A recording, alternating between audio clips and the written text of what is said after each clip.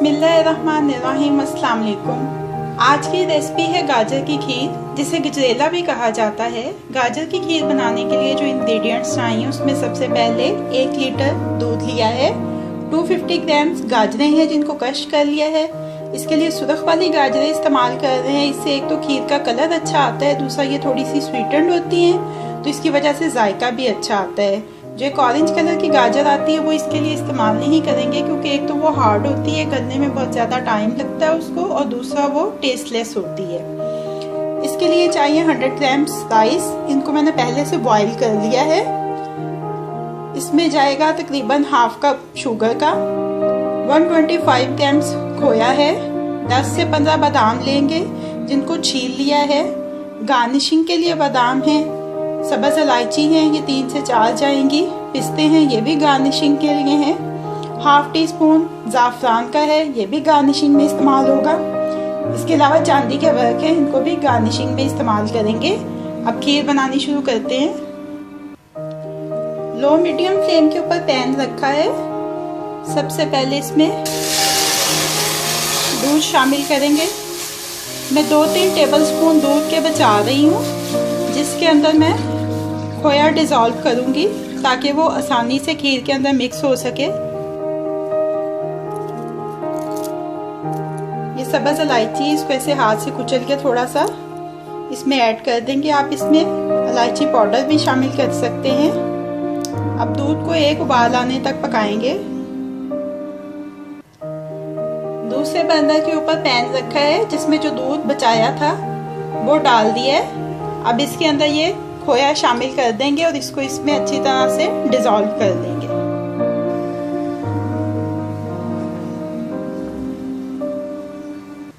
ये देखें खोया इसमें डिज़ोल्व हो रहा है।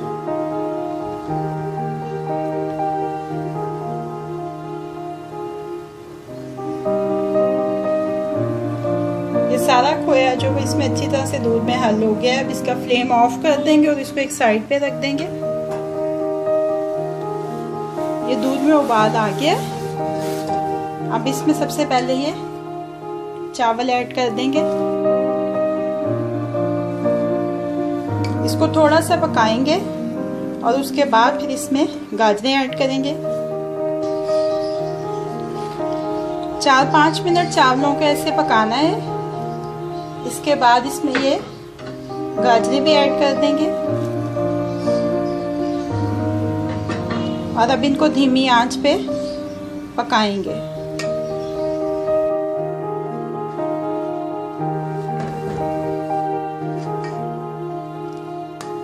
चम्मच थोड़ी थोड़ी देर के बाद चलाते रहेंगे।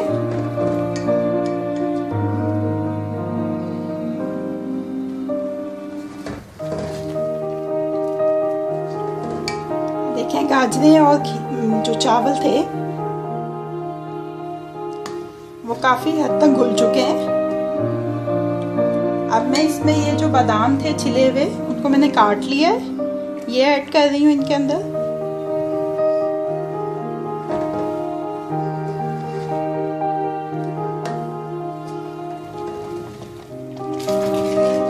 ये देखें चावल और गाजर दोनों चीज़ें घुल गई हैं, बहुत अच्छी सी गाढ़ी हो गई है ये खीर। अब इसके अंदर चीनी शामिल कर देंगे।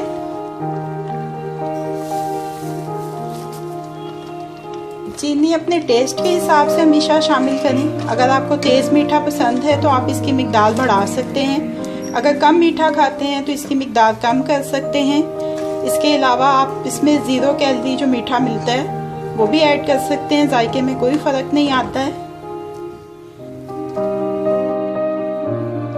चीनी के साथ साथ इसमें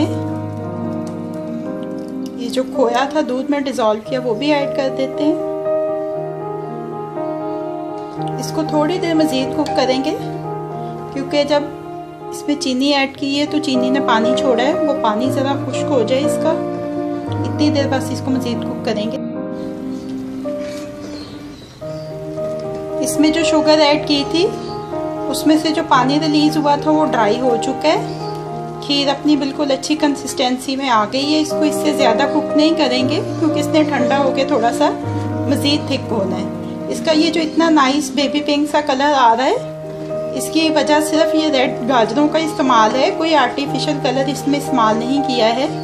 अब फ्लेम को ऑफ कर देते हैं और इसको डिश आउट कर लेते हैं। गाजर की खीर या गजरेला ठंडा हो चुका है। सर्विंग बाउल में शिफ्ट करके इसको गार्निश कर लिया है। अब ये रेडी टू सर्व है।